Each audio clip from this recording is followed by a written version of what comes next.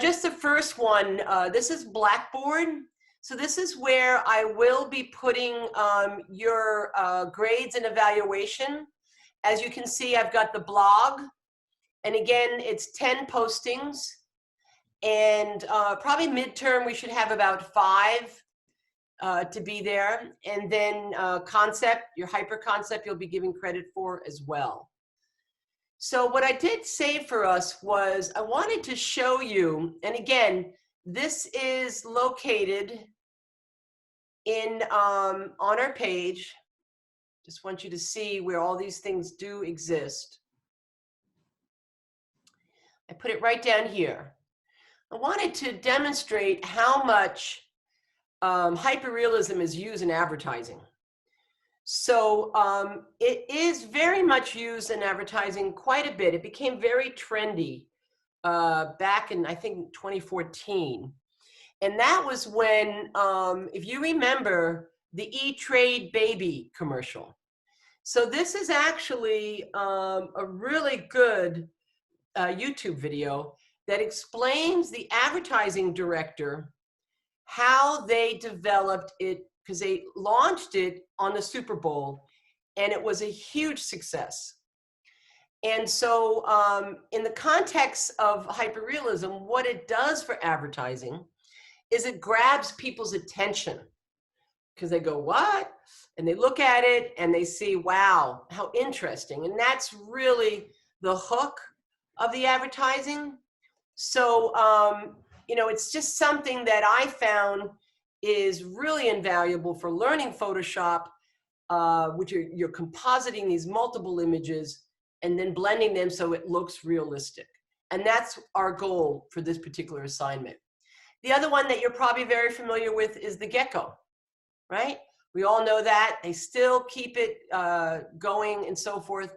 So these are just a couple of links that you will find very useful in the advertising world of how they made that decision and how it was a huge success. So that's something that will be very useful for you here, that I left a link to do that. And whenever you find something on YouTube, I mean, on the internet, really save it to your WordPress. You can actually make a blog that's private, that only you have access to, but it has logged all of your URL links and resources that you quickly jump to or utilize. So for instance, if you were in marketing and you wanted to present a marketing campaign that basically was a hyperrealism technique, a marketing style, you could jump to this page and see how successful E-Trade was, how successful Gecko was. So this is how you utilize links to support what you're trying to do. So definitely peruse that, and if you have any questions, it's very useful to do that. And Pinterest is another social media site where you can begin to log a lot of things that you are finding important to be saved. So this is more of a visual resource page that quickly can be seen, but it's something that is another professional social media site to make a footprint for yourself. So I'm going to jump to Photoshop right now. And I have gathered a couple of images for my hyperrealism concept, and I'm going to be utilizing that as a way to walk through some tools. So I've gathered some images, and I'm going to be talking about how to fix things that are what we call traditional Photoshop techniques, that are tools that you utilize, such as, you know, a damaged photograph. Another one is, you know, utilizing things that can be textures. And one of the things that's important is, again, remember, if you're doing anything on a professional level, you have to get copyright permission from the source. And the good news is that your clients will be paying for it. So that's the important context, is that, you know, when you're working in the commercial world, you are not paying for the credit or the copyright. But it's important to know that if the client wants to utilize this, they have to be able to pay for it. So I'm just going to be talking about how to, for instance, how to extract subject matters that you might want to be utilizing in your hyperrealism concept. And so a lot of times it's not as easy. Like when you have something that's just a solid black, it's easy to extract. But in most cases, it's very busy. And that's when you have to use the Photoshop tools to get the specific font that you want. The other context is we will be utilizing channels. When you have something this complicated, how do you extract the sky from this, right? You can't get in there and pixel paint it or get the marching ants. So the channels is what we'll walk through to do as well. And so this is something that we'll walk through with the Photoshop tools, and I'm going to get started now.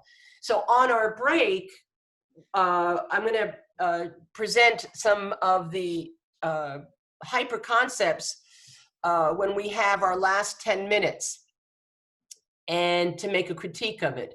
So this way you can take that time that we're away from each other to begin to extract, begin to find the tools that I'm going to show you right now. And there'll be more tools because the entire program of Photoshop is pretty much getting the marching ants where you want them to be, or a lot of blending tools. And so you will begin to extract the backgrounds from your sources to be able to make your composite.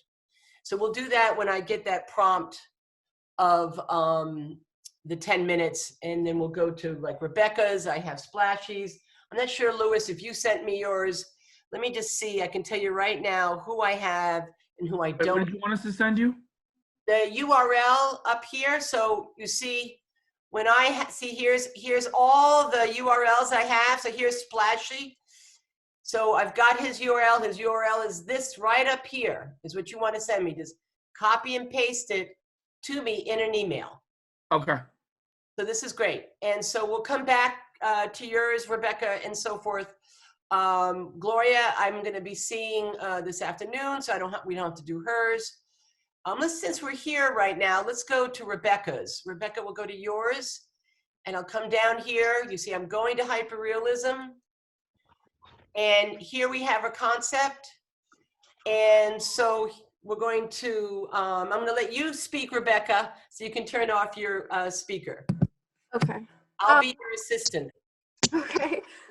So kind of my concept was like putting a cruise ship in a pool, just because, especially like with COVID-19 and everything, like cruise ships are sort of, people can't go on cruise ships, and like people don't want to be on cruise ships. So I thought it'd be kind of interesting if you take cruise ships and like put it in your house, and if you're going on a cruise, your destination is your backyard, sort of. That is a great advertisement for pool products. And then I had like this is like the first set of 3 images. Like I'm not sure what'll work better, so I had like 2 different cruises. Either I could like pop that cruise in that, or if you scroll down, there's like another idea. Great.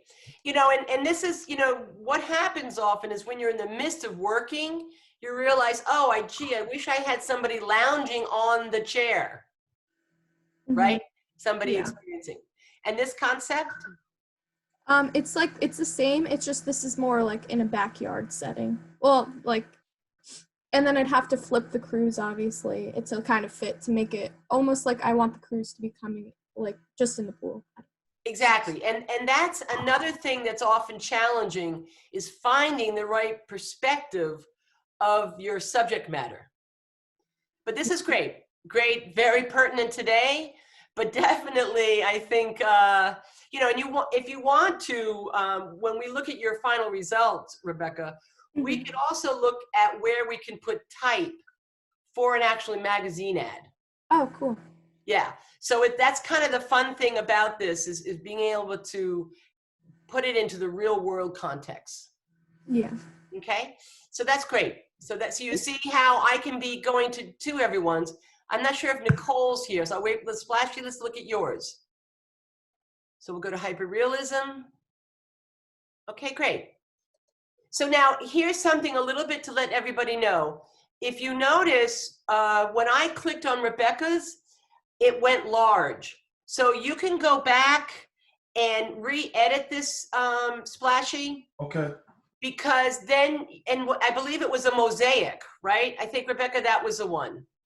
Yeah, it was like a tiled gallery or Yeah, tile gallery. And what it does is it lets it pop up really big, which is what you want. Okay. So it makes a nice one. So you see, I can't get big on this. Oh, wait, so what do I have to do? You would go back to WordPress Right. and look at, and sometimes you have to re-delete it. So you could delete the images, Okay. go back and select all three of them. And when you insert, it gives you an option about what kind of format do you want the presentation to be. It could be a slideshow, or it could be tiled. What should I choose? Tile or slideshow. Tile. So I'm gonna do it right now. I have a question. Yes. In my email, there's an additional picture that I wanted to add to this, but it won't allow me to upload it on my WordPress. It's supposed to be another portrait of a man. Is it what kind of format? What graphical format is it? Oh man. Yeah, right. So it's important to look. So here's a good thing to remember. All right. All formats have extensions past the dot, the period, right? Okay. So .doc, .excel, .pdf, .psd is Photoshop document. That cannot be uploaded, but .jpeg, .png, PNG, and we're going to talk a little bit more about formats as we keep going along. So there isn't a limit to how many pictures can be uploaded? Nope. You can. It's not. All right. You can put as many as you want, literally. All right. So tell me about your concept. Sure. So my concept is I wanted to do like two portraits, one of an animal, one of a man, one of those traditional like half man, half like your alter ego. Okay. Right. And to blend it so it look like one face but one side, and then I'd have the background to like a more calm background for the human side. Sorry, for the animal side, and then have more of a appropriate background for the like vice. All right, let me see if I can put this into words. Well, you know what? So here's something that's important. All right. All the words that you're saying is what you want to type here. I didn't type anything? Well, no, you did. But you're talking really good details that are really of interest. All right. So one of the things I have to tell you is it takes me forever to write, right? I love writing, but I'm always not very good. I probably have some dyslexia going on and my words flip, right? So what I've come to realize is I'm very good as a speaker with my ideas and expression, just the way you're doing it, Splashy. Record yourself. You can transcribe your voice to text. And then you can bring it into Word document, and then you can edit it. But this keeps that spontaneity, that keeps your ideas, and ideas pop into your head. So this way, you're explaining something that sounds very interesting, but you haven't told us that in this paragraph. Right. So just remember, there are things to help you to get to that other side of explaining something in a textual context. So the concept should be detailed. Yeah, it should give us an idea. Because you have to remember, this page is where someone's going to go and they know nothing about anything. All right. So why is he doing this hyperrealism concept, right? I thought that like the less I say bring more mystery to the final product. No. The more you want to say, all right. The work should have the mystery. Okay. You got to sell this. You become a salesperson. You've got to sell this. You've got to find the right hooks in your language to get people to go, oh yeah, this is great. This is a great idea. We'll take your idea. All so right. You can go back to this, but I'm getting the idea. So I'm going to explain a little bit what you've said already. I have this sort of animal human person that's walking through the wild environment and maybe a battlefield. Did you say? Yeah, basically I wanted to have, you're saying it right. I just wanted to split the backgrounds as well. Okay, so good. Half of the background will be on one side and half of the background different background would be on the other side. So those are the two backgrounds I want to use, and it's just missing the extra portrait. Okay, great. Excellent idea.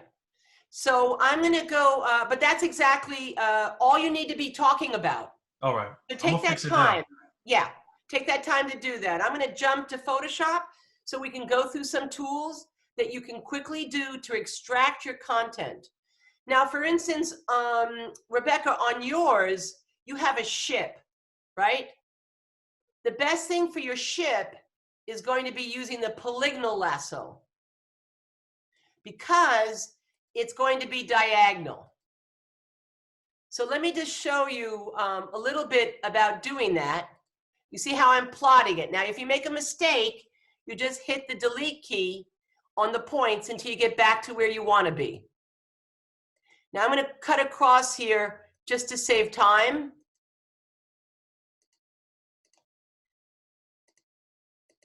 And so this is going to give me what I want. Now you notice, you see I'm going beyond this because I will make those points become what they are. Now when you zoom out of Photoshop, you see where my marching ants are? First of all, I really should be looking at my layers here. So I should double click this because it's locked.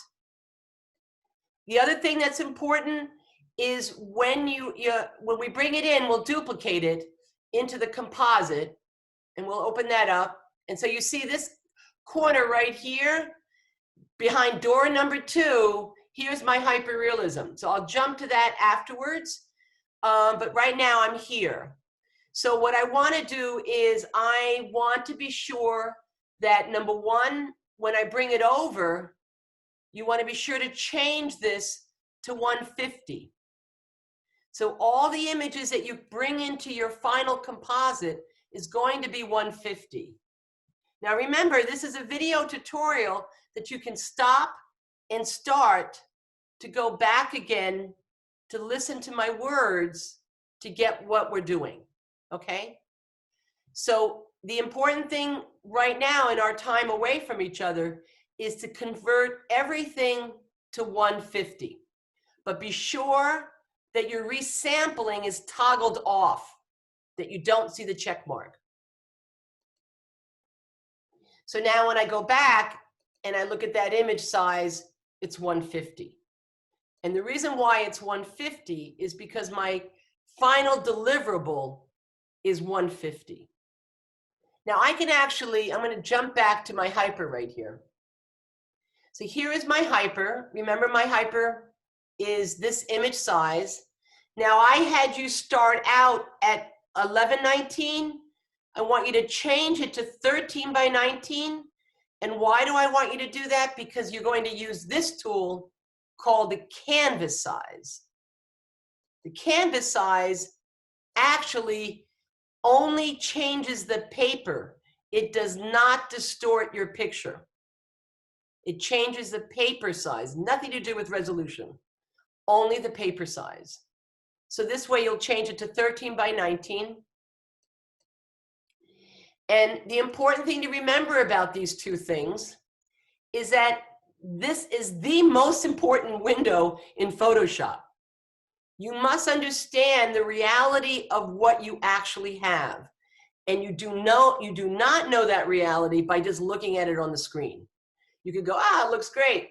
No, that is not reality. Reality is opening up the file, just like file open, right, as you did, and then going to image size and looking at this and going, what is this document? What size is it? Because whatever you change in here is going to change it for the deliverable. So for instance, if you're working with a client and they've given you all these pictures that they want you to use, and you come across a picture of the CEO and he's like 3 inches by 5 inches at 72 DPI, and they want you to enlarge it for 300 DPI, it's not going to work. You have to go back to the source, the client, and go, I'm sorry, I cannot make your CEO photograph be 300 DPI for a 5x7 because the source is 72 DPI. So clients do not understand anything of what we're talking about. They expect you to understand the quality of what you have. And so when you're working in print, you have to work in 300. Our project is 150. So that's why this image size is reality. You want to look at the format of what is your source. And so that's why it's important to look at whatever you have gotten in the image size tool and go, whoa, this is way too small. And I'll give you an example. So I have already brought this in. This is my elephant, right? Now, I had mentioned to you there's a world of a difference between print and web. You can get away with a lot of stuff on web. Print, you cannot. Print is a beast, I call it. Because if this was my deliverable and it was for print, I could not do what I'm going to show you right now, which is the scale tool. Now, the scale tool you can find right up here under transform and scale. Now, but free transform is a control T. So in my mind, I've already tattooed that tool into my head. I can just not go to that menu and just go control T. And now that transform tool is right there on here. So again, to get out of that, there are two things up here, which is say no or accept. You can use that, or you can use the escape key on your keyboard. That gets you out of the program as well. So these are things to get you out of, like, why is it not working? Well, where is everything? Remember, Control D gets rid of the marching ants. Control T, as in Tom, brings back the scale tool. And if you hover over the corner, if you enlarge it, that's how you can enlarge things. And then when you have it large, you double click it. Or you can double click up here. Now, I just showed you the scale tool, right? Pretty basic tool, very important tool, but you could not do that with your pictures if it was going to print. Now, web, you can, right? So two worlds. So in other words, I'm going to do Control Z and bring it back out again, down. So the point to be made is that if this was a print deliverable product that I have to deliver to the client, and this was the best size I could get these elephants to be, and the client says, no, it must be larger, then you must tell them, I need a source that is better quality. There's lots of programs that can try to fix that, but it's very iffy because print really gives you the absolute resolution. And you have seen it when you look at things that are not printed well and when things are printed very well. So the world loves the web. It's cheaper. You can do a lot more things with it. You could scale this, right? I could scale this for web, but not for print. Because if I come up here to print size is going to give me, so if I zoom in, like right now, you can see this looks still pretty good for web, right? But that would not be the case in print. Professor, so I emailed you. Okay, great, thank you. So anyway, I just want to emphasize that because that's the golden rule. So if you had an internship and you were doing a print deliverable, you want to be the pain in the butt person that goes, I'm sorry, but this source is not the right resolution. I'm not going to be able to scale this in Photoshop. It's going to lose the pixel dimension for this. And, you know, they can say, oh yeah, that's right. I gave you the web source. I didn't give you the print source.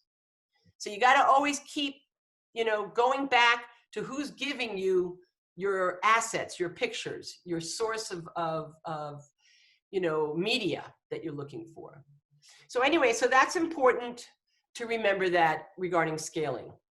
Let's jump to something for extracting. So that was one, extracting. Let's go back to where we were, which is this. Now, I was very happy. It saved those marching ants.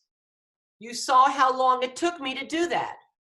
So it takes you a long time sometimes to get those marching ants. So what you want to do is to be sure to save your marching ants. And this is how you do that. You come up here to select, and you come down here and you save selection. So selection is actually your, where am I here? Is actually saving those marching ants. So I'm going to say crowned, and don't just always label your layers, and always label your, whenever it asks for a file name, label it so you can understand it. I'm going to say crown. So now I have that saved. So if I do Control D and I go, oh, I didn't save my marching ants, you can come up here to select, load the selection, mouse down, select it, say okay, marching ants are back. Now, when you get the marching ants where you want them to go, notice two things right now. One, if I just hit delete, it takes away the subject matter. Control Z undoes. So in other words, if you come up here to undo, right up here is Control Z. Another tool I have tattooed for all programs, Control Z, Command Z, depending on if you're a Mac or a PC. Now watch what happens when I come up here to select. And again, remember, this is all on a video tutorial. I'm going to inverse. Notice the marching ants are on the outside now, and when I hit delete, that's actually what I want. So here's another tool I'm going to show you. This one is not this one. This one. So say you have something that doesn't have a lot of contrast. This tool, number one, let's get this down to the image size. Remember that. 150, so this is going to be small. So I'm going to use all these images in my composite. My concept is Manhattan with climate change is going to be overtaken by a tidal wave. And these are the people sitting on the beaches, not really paying attention to the climate change. So I'm going to, number one, double click this, get that unlocked. Number two, now I'm going to be over here with my toolbar. I'm going to use this tool. If you hover over it, it's called Edit and Quick Mask Tool. So the two tools that are very quick for you to extract your subject matter is number one, what I showed you here. Lasso is a free tool. Mouse down. Lasso is a free tool to quickly grab what you want. The polygonal one and the magnetic one was, remember, it was this one. This is very contrasty, so I can get in here. Is a magnetic one is that you can mouse down and drag along the edge to get what you want, and then that will create the marching ants for you. Control D gets rid of the marching ants. You can't go on to another marching ant segment unless you've deleted the last one. So the other tool that I want to show you, since we have 6 more minutes, and we're going to, trust me, I'm going to go over these tools over and over again. You're going to have trouble with them. Expect that to happen. But sort of just get through what you do know. So this tool is a very nice tool, and most people use it because you can paint your marching ants with your mouse. So what it is, it's this tool down here, and you click this on. Now you notice the palette down here changes color. Black paints and white erases. So if I wanted to erase it, I would switch it up to white. When I wanted to go back to painting, I switch back to black. So black paints, white erases. So now I need to get my paintbrush. So here's my paintbrush right here. And right up on this corner is the Paintbrush Tool. Now hard will give you a hard edge. What you want to do is you want a soft edge on the outer edge. So you want to push it to 0% on hardness.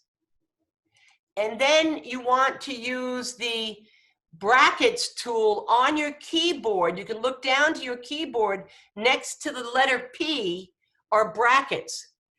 And the brackets will make your brush be larger. Let me zoom out so you can see this. So you can see my brush, and you can see my brackets are making it smaller and bigger. And that brackets is next to the letter P. P is in Peter. So what you want to do is, remember, you can zoom in with the keystroke of Z, and don't forget the space bar lets you move things around. So now I'm going to paint with my brush. I'm going to get it small, and I'm just going along the edges, and it will turn to a red color. So you see, I'm actually going outer on the outer edge because I can clean that up later. Right now, I just have to quickly get this around the brush. So I'm going to go fast because of our time. So I'm just going to get this up, trying to get, now you see I make a mistake, right? Switch it up to white, and I can erase this. Oh. Right, back to painting. And there's her elbow. Don't worry about getting close to the edge. It's really okay to be a little beyond the image because we'll clean up the edges later. Right now, you want to be sure that you have what you want. Okay, so now I did the edge.